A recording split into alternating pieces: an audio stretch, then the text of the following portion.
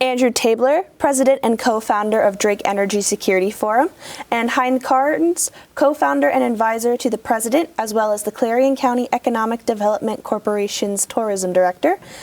Welcome to our show. Andrew, can you tell us what the Drake Energy Security Forum is? Sure. The Drake Energy Security Forum is a Pennsylvania registered nonprofit corporation that is dedicated to advancing a balanced understanding of energy and climate security, which is the nexus of one of the great debates that's in front of Pennsylvania and also before the United States and the world. How was this forum created? That's a really great question. Hind and I were talking about this a little bit earlier today. It started in Oil City, Pennsylvania, where the modern energy industry was essentially founded in 1859. And we met because Hind is originally from Lebanon, and I spent at least 7 years of my life in Lebanon and 14 years in the Middle East.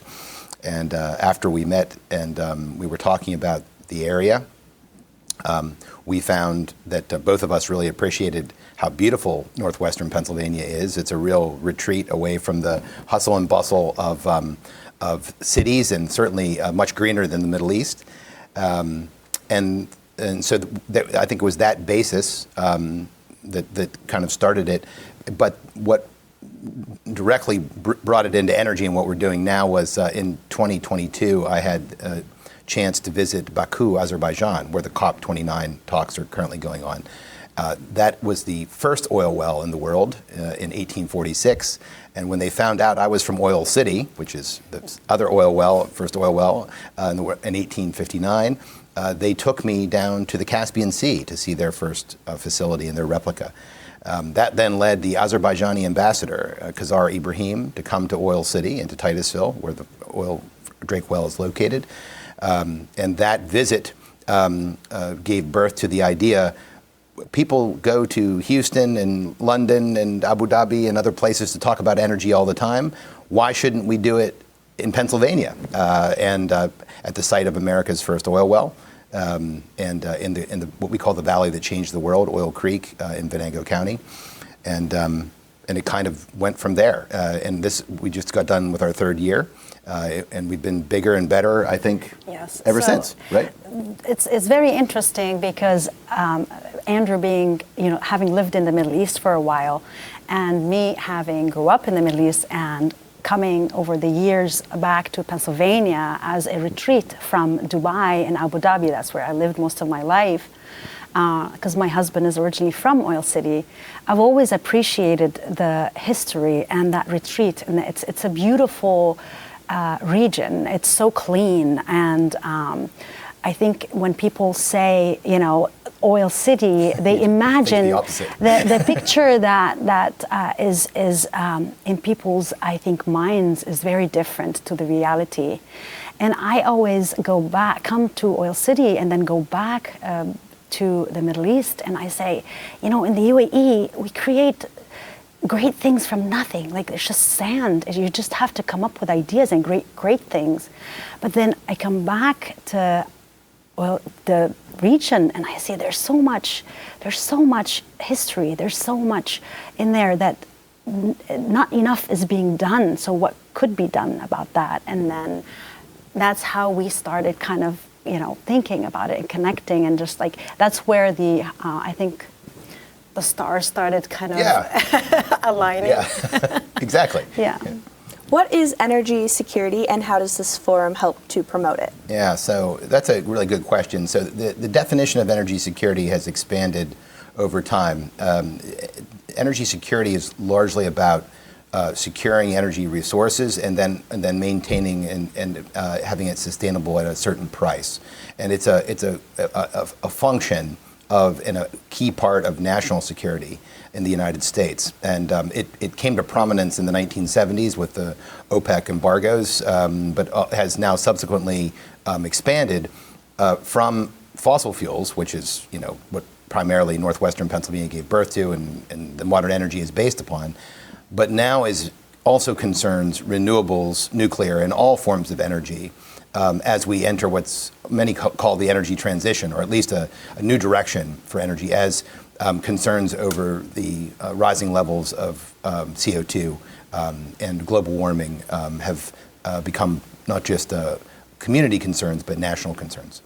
Where did the name Drake come from for this forum? Well, in 1859, Edwin Drake drilled the first commercial oil well just outside of Titusville in Venango County. And he was an innovator. He was a very determined person.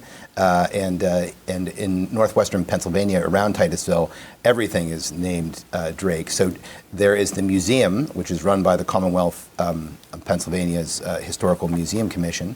It's called Drake Well Museum and Park. And it was founded about 90 years ago by the American Petroleum Institute.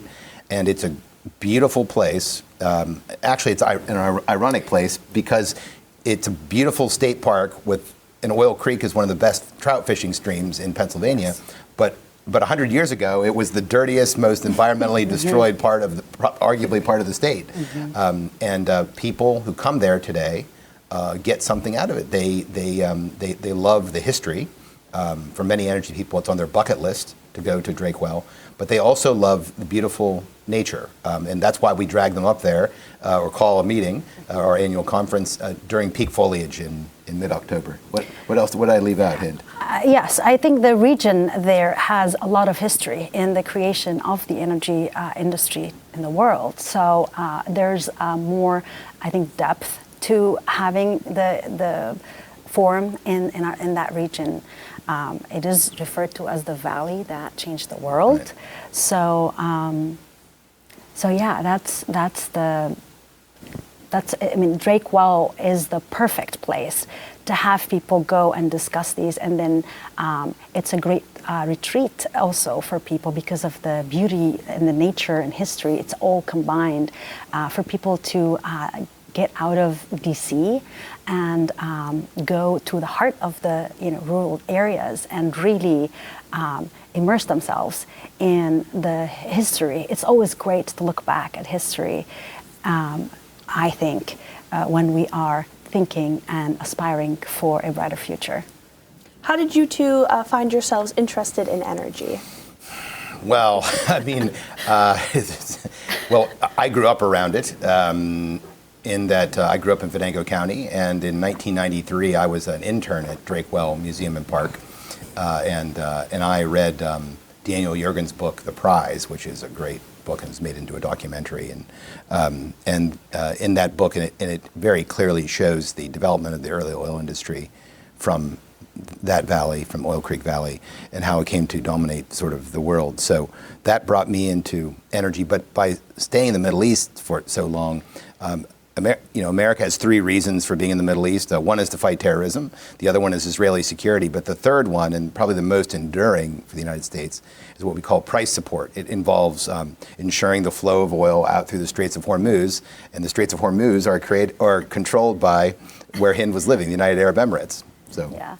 So my interaction with energy before coming here was the fact that I lived in Abu Dhabi for 22 years, and I worked for government for quite some time. So obviously, the Abu Dhabi is one of the largest, in GCC. So I knew a little about it, but I've always coming back here. The history of it was interesting to me, but working for government, I think I had more input on how to do forums and roundtable discussions and that, so that the facilitation part of thing was my areas of expertise and comfort zone. So we and I'm learning as we go more about energy. It's not my comfort zone. I've attended lots of conferences, but putting them on is another thing. What is Pennsylvania's role both nationally and internationally in the discussion of energy? So this is a great question. And it's actually one that's we've been debating it for 3 years. So, of course, there's the history, right? The first commercial oil well in 1859 at Drake Well. But also, Pennsylvania has seen energy transitions from the beginning. The first commercial nuclear power plant at Shippingport near Beaver also was another transition. And that, of course, we have, of course, 3 Mile Island, which is famous for a variety of reasons, some of which are negative, some of which are positive. But I think most importantly, it has been the shale, what they call the shale revolution in terms of natural gas in particular, but also oil. And Pennsylvania now produces, just to put it in perspective, Pennsylvania now produces more natural gas than Qatar. Pennsylvania, Ohio, and West Virginia together are the third, if they were a country, we would be the third largest producer of natural gas in the world. This happens at a time when there's a huge demand for baseload electricity, and particularly now, we debated that this year, and that is the what's going to power the AI data centers. Microsoft just bought the other part of 3 Mile Island, which was still operational. It closed a few years ago because they desperately need baseload power. If you're not going to go nuclear and you want to reduce emissions, the next best thing is to use natural gas, and Pennsylvania has plenty of it. Hind, you are experienced in the tourism industry. From a tourism perspective, why is this forum so important to Oil City? So the idea of generating a product that creates a reason for people to come and visit the area, it has to be so there's different avenues that you can go about it. Conference building on the history and what we had just covered and discussed was a perfect avenue to come up with this product, so people can come to the area. People that would never otherwise come to our region get to explore it. They stay in hotels and Airbnbs. We create entertainment for them. Getting people to appreciate the architecture. That town has had tremendous wealth at some point in time. The libraries, the buildings, I mean, there's significant things for tourists, from a tourism aspect of it. You just have to figure out how to highlight it in a sense where it gives people, you need a reason for people to create, for people to come.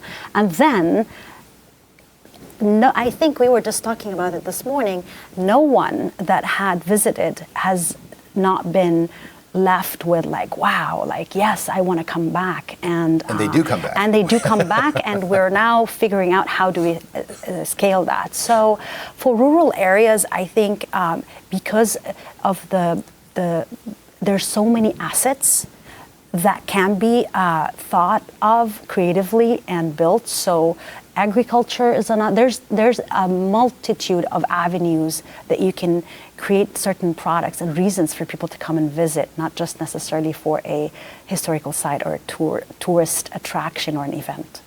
You mentioned a lot of people coming from out of town who are not usually from there.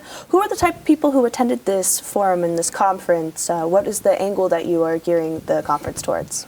So it's a variety of folks. So first of all, we have energy experts, and again, it's on their bucket list many times. If they haven't visited, they want to, because they've read a lot about the history of the early energy industry. We also have also climate and environmental visitors and experts. Those have been harder to get up there. It's not. I think it's probably natural, given that you have a place called Oil City. You're going to the first oil well. It's probably not somewhere where a climate person wants to go, right? They think it's dirty and oily and whatever. Actually, it's the opposite. It's completely, Mother Nature reclaimed that area a long time ago. But also, I think they were fearful, perhaps. They've never said this, but of going up there and being ambushed or being cornered by a bunch of energy folks. But the unusual thing about that community, which we don't have in D.C. Like when I go to events in D.C., I go to events and conferences and so on, but most of the panels at these conferences, people don't really differ that much in opinion. It's what Barack Obama's administration used to call, Ben Rhodes used to call the echo chamber. You create panels which are essentially like like preconceived, and what happens is that they're not very interesting because there's no difference of opinion, or very little difference of opinion. And so people start looking at their phones and so on. In northwestern Pennsylvania, always people respected differences of opinion. They certainly don't always all agree, but they kind of just like having it out in a respectful way. And they always are respectful. We have yahoos like everybody else, but they're certainly not in the majority. And that environment allows us to have a debate between energy and climate folks, a dialogue we call it, but it's a sensible debate. And this year I was really pleased because many of the panels we had on like the Inflation Reduction Act or a host of other issues, and I think you've seen some of these, I didn't know how it was going to end. They had completely different opinions, and I think that's a real asset for our area. So you asked me about tourism. So the fact that this whole idea of creating this forum was to discuss energy, but the core goal is to shed some light about our area. And this forum was purely created. It's a grassroots effort. It's the community that came together, the chambers of commerce and various local communities, entities got together to bring this forward. So there isn't, as Andrew, we don't have a set agenda. We just want people and people just disconnecting from DC. In DC, things look very different. And I constantly keep hearing this feedback from whoever is participating, saying it's so great being here. You get a very different perspective. And also, we invite members of the local community, local residents that have vast land that once had oil wells on it. So the community is also learning about the energy and that also interaction of what the local community transition in energy is also something that is unique to, I think, what we offer. And when people go there, I always describe the region there. It has this subtle, quiet elegance to it. You don't experience it. You don't know it until you experience it. And actually, as I think Hind described it well, but as our reputation, this was our third annual conference, and so as our reputation has grown, because it was hard to get people to come up the first time and just sort of spaghetti against the wall kind of thinking. But now we have, in this year's agenda, we had 2 White House officials, one of whom is from Titusville. He's the Director for Energy Security on the National Security Council in the White House. We had John Podesta, essentially President Biden's energy czar, so to speak. But we also had, now we have our local representatives, federal and state, are eager to get involved. We had a video from Senator Casey, also from his challenger, Dave McCormick. They were all very respectful. Yes. They got their points across. And now people come to us because we've been able to build up from a very strong base. And that was something, I think, that I don't say it was unexpected, but to build that in 3 years and to have a world-class conference in a far-off place, far-off corner of PA, I think is quite noteworthy. Andrew, you mentioned that some of the people who attended this conference not only were from energy organizations, but were from climate organizations. That's right. And the theme for this year's forum was At the Crossroads, Navigating America's Energy and Climate Dilemmas. How can these two groups work hand in hand? Like I know you mentioned they may have concerns about it being dirty, but how can they solve these dilemmas? Yeah, so a dilemma is a real choice, right? So it's not like, do you like strawberry ice cream or chocolate ice cream? This is not a real choice. Okay, this is just a preference. A real choice means that each side has to make concessions, and you can't get everything that you want. So the real, I think, challenge is how do you maintain energy that is available for Americans to grow their lives and not go back to pre-industrial activities, right? Which is one of the criticisms, I think, of the climate field is that they expect that the people to go back to the way it was before. And of course, the way it was before was tremendously unfair. The revolution in energy has liberated people to go off and do other things. In our area, the economy's contracted severely over the last 50 years, and the last 30 years since Pennzoil and Quaker State left and went to Houston. They were the local employers. So in Oil City, they're knocking down buildings left and right, and there's a real effort to save them. If the energy transition in front of us ends up like Oil City, we're in real trouble. Okay, so we have to find a way to have a sensible discussion. You will find that actually many energy and climate folks want to have that discussion, but it requires dialogue. It requires sitting down. And at the end of a good conversation is what I call a yield. Something squeaks out of it, and people walk away with an understanding. And that is a small way. A policy is a game of not just inches, but millimeters, really.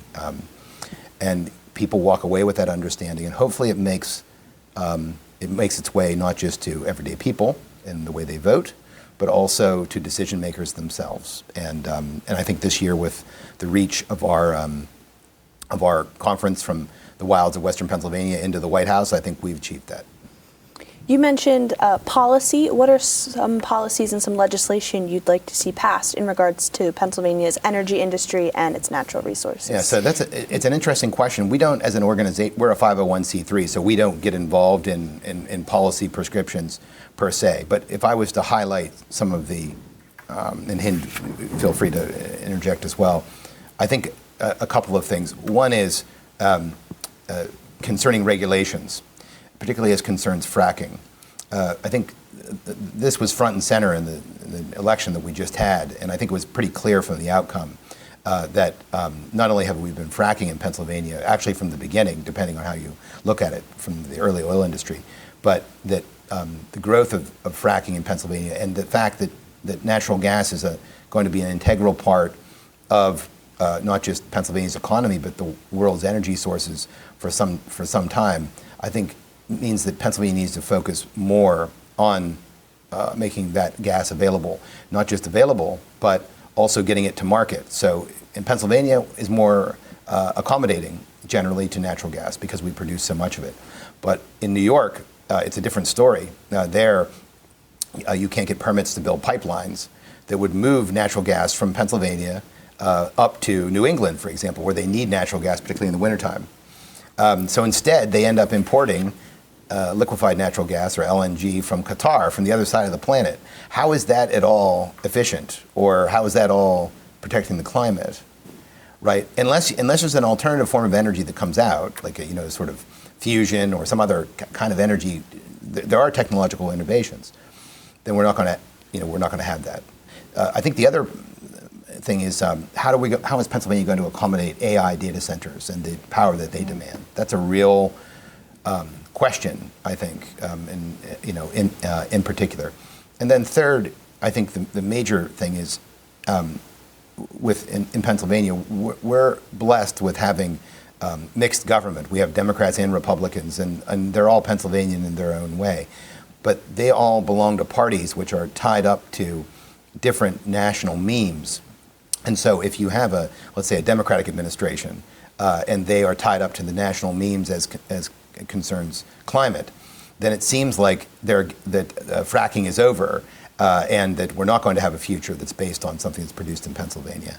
If you have come out with Republican memes that are out there, which concern the advancing of drilling and so on, you get an idea that we're leaving the energy transition behind and we're just going to go back to the way things were before.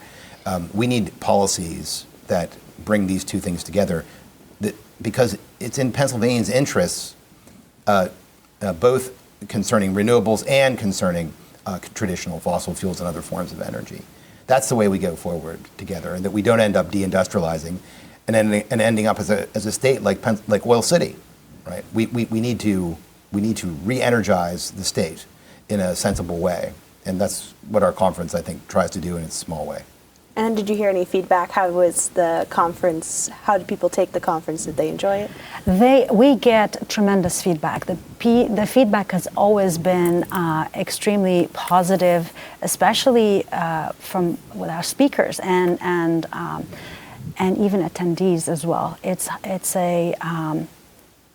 great topics are being discussed, and and we're getting increased interest year after year. I think next year for us is going to be we have to scale it up, and we're trying to explore ways for us to do that. Challenges of rural areas, but we will always we'll figure it out, I think, as we go. But yes. No, Hind's right, and the thing that's helped us a lot is the virtual components, which we have woven into. That's right. So it's an intimate gathering, and people prefer going there. And now when they go there, they understand why, and then they want to come back. But it's a hike. It's a drive. It's a 6-hour drive from D.C. It's a 5-hour whatever drive from New York. But we, so after the first year, we didn't have an internet connection. We had no virtual components. And we found that there was a fiber optic line that the Commonwealth of Pennsylvania had buried into the back of Drakewell Museum and Park that really wasn't activated. So we found out that that fiber was available. We helped through a local donor get it hooked up for the local charity there, the Friends of Drakewell. And so now we have a stable connection that allows us to beam people in from the White House, but also to beam out and live stream. We didn't live stream this year, but we fully recorded, and then allowed us to also allow people to visit via Zoom. And so we had one gentleman who's 95 years old. His name's Sid Green. He's a great energy expert. He's been around. He's seen it all, really. And he's been with us for a couple of years. He was unable to attend this year because of a marriage among his grandchildren, or was one of his grandkids. And so therefore, he sat on Zoom all day, listening to us up there. And it's amazing what you can do. Internet connectivity is a huge issue for rural areas. If you just have broadband available, like really sustainable broadband, and it doesn't even have to be that fast, but something you can use video off of, it changes. It's a great leveler.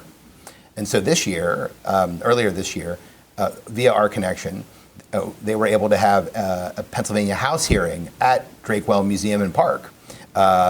Because we get a donor to provide funding for the internet connection, but essentially we only use it for one day. The rest of the 364 other days, it's up to the charity to use it. And so we've been very heartened by that. And I think it's important for policymakers to understand how internet connectivity and broadband, how important it really is. Andrew Tabler, President and co-founder of Drake Energy Security Forum, and Hind Karns, Clarion County Economic Development Corporation's Tourism Director and the co-founder and advisor to the President of Drake Energy Security Forum. Thank you both for your time. Thank you for having us.